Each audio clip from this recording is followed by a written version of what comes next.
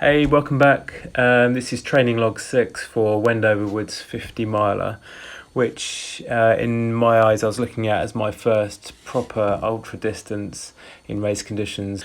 And yeah, it consisted of 5 laps of 10 miles, and each lap had about 2,000 foot of elevation. And it went through the beautiful sort of autumn wooded landscape near Aylesbury. And yeah, the main sort of aid station was at the sort of start and finish. Like the week leading into it, I was trying to bank as much sleep as possible. Obviously, eating as healthily as possible, and there were probably 2 to 3 days where I fasted to try and get down to race weight of about 65 kilos at my height, which is about 1.74 meters. There was a lot of stretching going on the week before, as well as I went to the physio just to check everything was okay. And then foot care was really important as well, just to make sure that because that can be a bit of a showstopper if things go wrong with that. So short toenails filed, there was taped any dodgy toenails, and I wanted to start off with new Injinji socks as well. Whilst that week was going on, I was also keeping an eye on the weather leading into the race to determine which shoes to wear and clothing and all that sort of stuff. Because 2 weeks before that it's been really, really wet, and so I was actually quite surprised that it went ahead. But surprisingly enough, the course drained amazingly.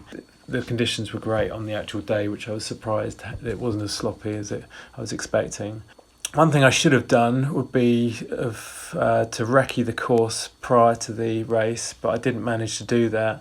So I was just doing research, one on the Centurion website for WW50, as well as going through elevation maps and taking note of where the main climbs were, as well as researching other people on Strava who've done the race before, reading like race reports and even podcasts and YouTube as well, because nowadays there's so much up there. Also download the latest GPX file to the watch and test that it loaded up okay. And then with the watch as well, I wanted to make sure that it had maximum sort of battery life, so I turned off things like Wi-Fi and Plus, because I wasn't using a chest strap, and Bluetooth to extend the battery life on race day. Also, with something like this, where it's quite a long way away from home, I had to book a hotel really early on, which I think is really important before they get booked out, and so you can get the best hotels that are nearest the start line, and also plan the travel. So in the back of my car, I had things like pre-mixed electrolyte, recovery bars, savoury snack, a sleeping mat and sleeping bag, camping chair, because effectively I was planning to try and sleep in the car and then drive back after I've had a sleep. Also things like charging phones, head torches, spare batteries if needed. Basically go through the Centurion website and double check also the mandatory kit list to make sure that you've got everything there and that it's all in a dry bag, because it's really important. The last thing you want is to get a time penalty if you make podium and they check you haven't got any kit. So even battery banks and USB leads, I wanted to make sure I had that with me, just so that when I got to the hotel everything was fully charged. Also enter the race director emergency number onto the phone with like next of kin, all that sort of stuff. If you're changing phones to a lighter phone, make sure you've got your SIM tool and all that sort of stuff. The night before I had a big meal at about 7 p.m. As well, I was drinking like electrolyte mix through the day. I set 2 alarms to make sure I didn't sleep through the first one, and I tried to check out of the hotel the night before to save a bit of time in the morning.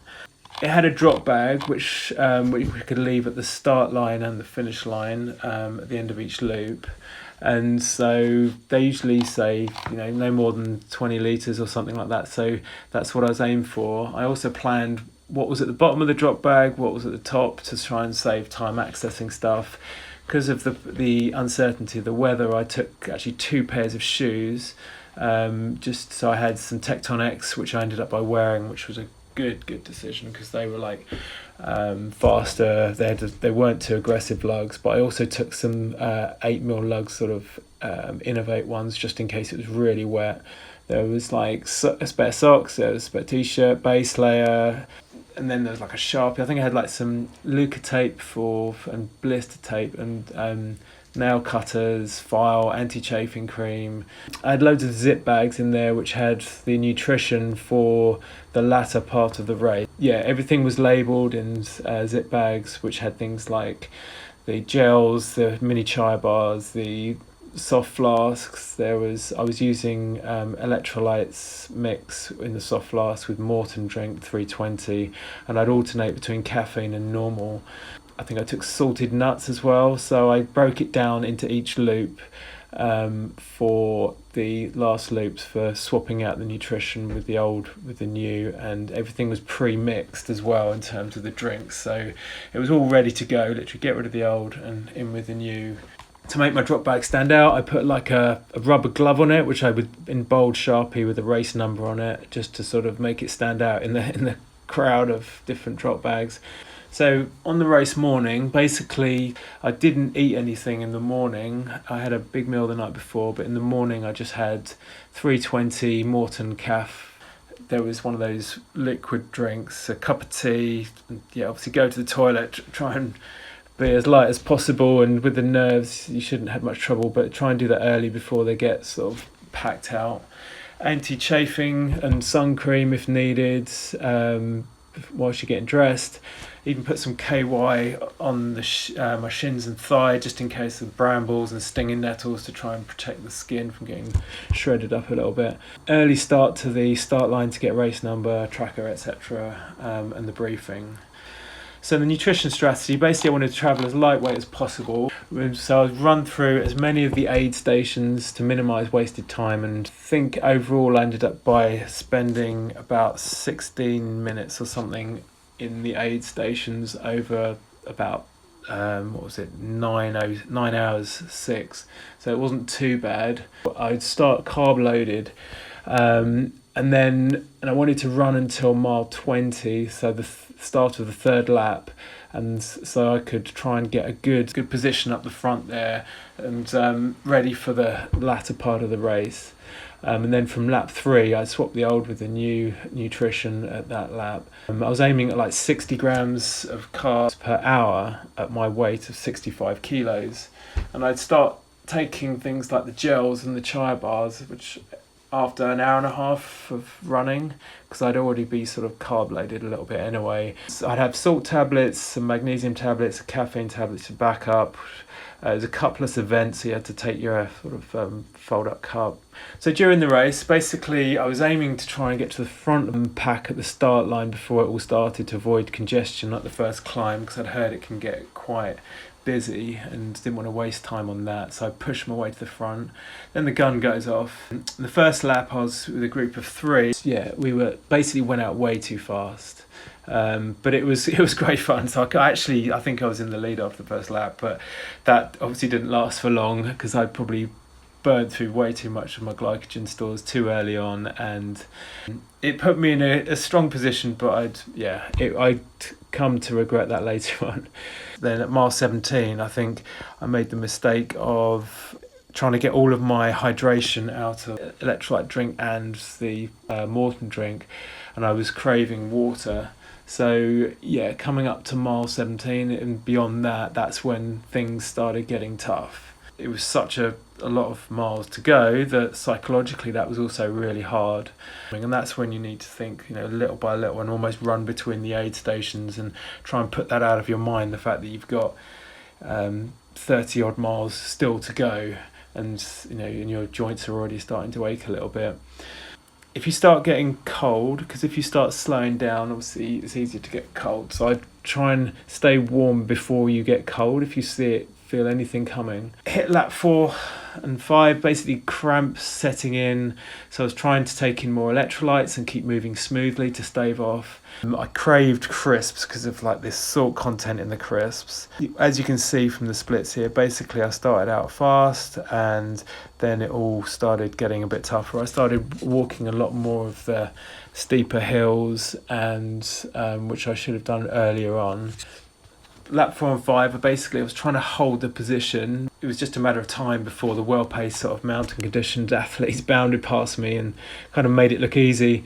So on research, basically I looked at the top 3 people who won this race in the end, they all pretty much train or come from places like up in the Scottish mountains or Highlands or the Lake District. So it just shows that, you know, if that's your home where you live, that this sort of race with this amount of elevation is going to attract that sort of. So in future, I would definitely try and get as much elevation training, and also try and get steep elevation as well. Practice your hiking, all that sort of stuff as well. So it's getting dark. The head torch came out early, knowing the exact burn time of the head torch to know that I had loads of battery life left. Wanted to avoid things like rolling ankles, and you know, because it was like hidden stones. A part of the course called the root canal, which is where there's some crazy routes for a section, and you literally have to sort of dance over these routes in such concentration to avoid rolling ankles and stuff, because it can just be a showstopper if you roll an ankle badly. And there's lots of leaves on the course that time of year, so underneath those leaves you might have sort of slippery stones and stuff.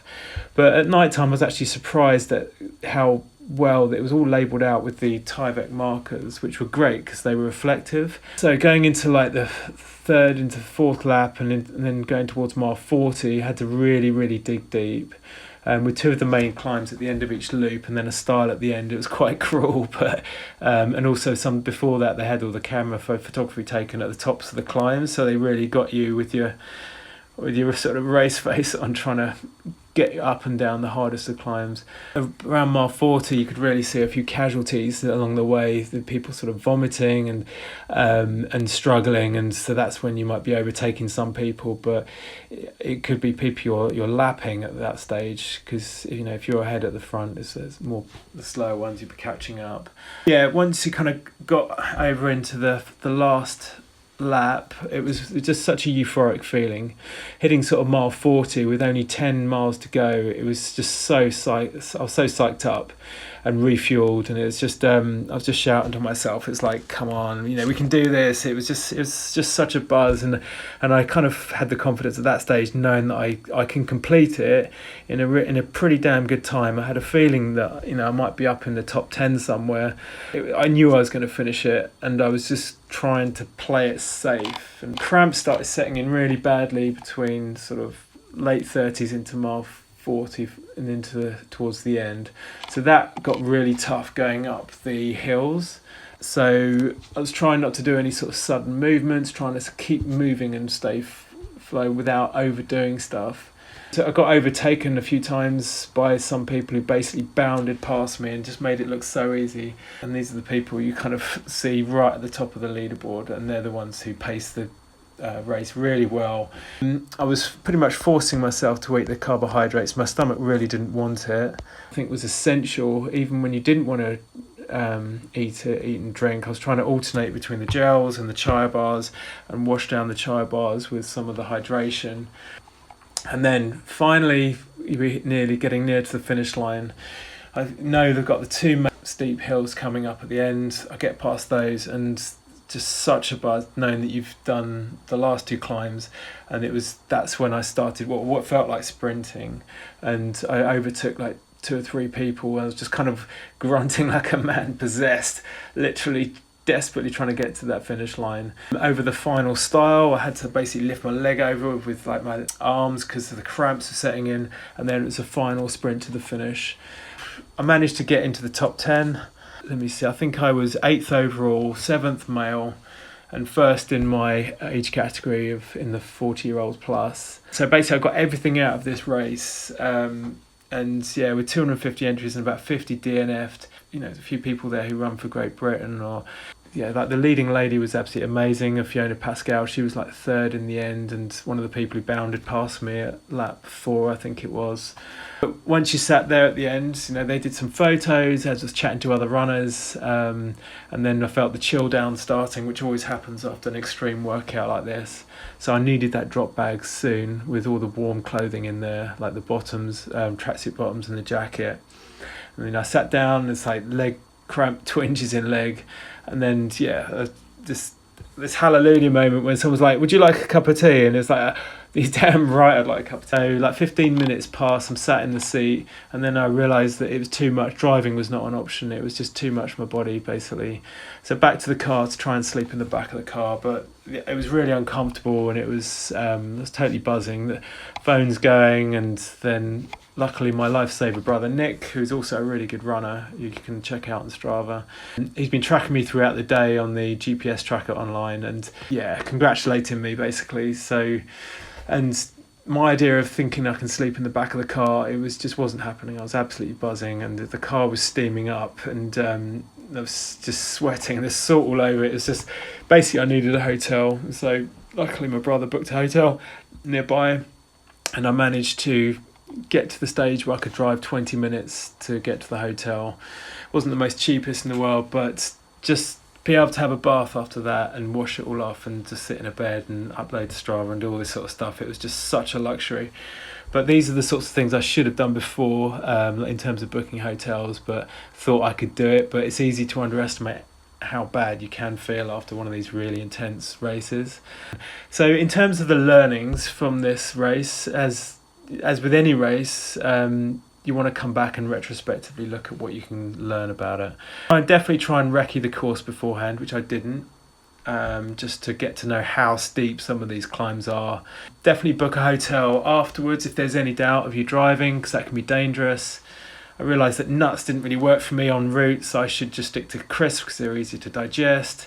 Always try and have some water, as in a soft flask with you, because it's easy to underestimate how much hydration is sort of sweated out and used. A bit of extra salt tablets because they're only minimal weight, and also just don't go out too fast and early on walk the steepest hills, because you want to preserve those glycogen stores, and also don't run too hard down them because the fatigue on your knees and your calves and quads. And if you set out a pacing strategy, try and stick to it early on, because you'll thank yourself later on in the race. Any problems along the way, if you've got sort of blisters or whatever, it's just to try and nip things in the bud really early on, because over that sort of distance they can develop into much worse cases, and then you could eventually DNF just due to something which started out really small. So thanks for listening. I know it's gone on a lot, but I hope there's a few nuggets of information in there which can be useful. Tune in next time, and I look forward to going into the training up to into the next year.